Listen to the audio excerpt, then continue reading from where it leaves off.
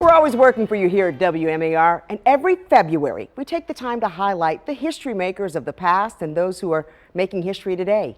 Meteorologist Patrick Pete tells us how one entrepreneur is changing the landscape of wheels and tires, one vehicle at a time.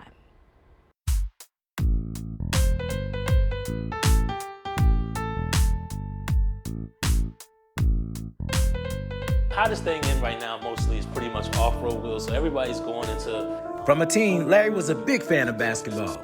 Not just the NBA, but and one is street ball. The love for the game led him to find his passion in life: cars. I actually was lucky enough to get close and be able to hang out with a couple of the guys. And I used to ride around with them, and all of them had wheels on their cars. I can remember being in the back of their car, and they had the systems blasting. I would literally be trying to hold my ears and my heart at the same time because the music was just so loud. And that kind of is what drove my fascination for the cars. And as soon as I got to drive, I just knew I wanted to have a car and be able to hook it up. He worked on his car so much that it got to a point where he had to decide if he should finish his degree at Morgan or follow his heart and finish his car. I ended up leaving college just because I got a car. I started hooking it up. My car would get stuck in the shop. I needed money to get it out the shop, so I would start working. And then working became more of a priority to me, so I could hook up my car than going to school. I feel bad about it because knowing what I know now, I really wish I would have took advantage and really got the knowledge that you can only get from HBCU. While he may have some regret about leaving work to finish his car, that work wasn't fulfilling. And he knew he was supposed to have a shop of his own. When we look at our culture, we're the biggest influence for a lot of different products, and sometimes we don't realize that we have no ownership in these products at all at the higher levels.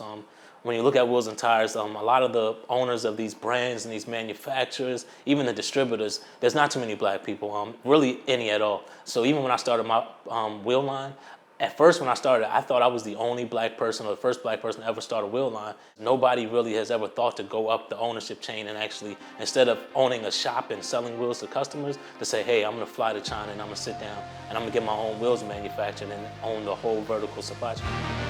Now his level of entrepreneurship doesn't stop there.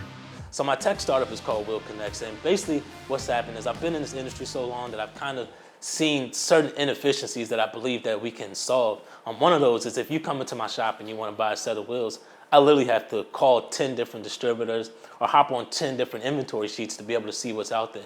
And I just think that's crazy. It's 2021. It should be a more efficient way to do that. So we built a platform that connects dealers or retailers directly to the brands. So now you can go on this platform and see all of the inventory from every brand in the United States all in one place and place orders there.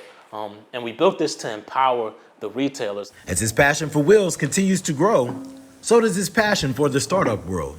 I think it's super important to have black ownership because that's the only way we get a seat at the table. And even saying seat at the table, I don't feel right about saying that because I don't think we need so much of a seat at the table, but having black ownership is the only way that we can actually build our own tables so that we don't have to look for a seat at the table anymore, that we have tables for each other to be able to pull our community up and sit them at. Wheels may be a niche thing now, but Larry feels confident it will be the way of the future.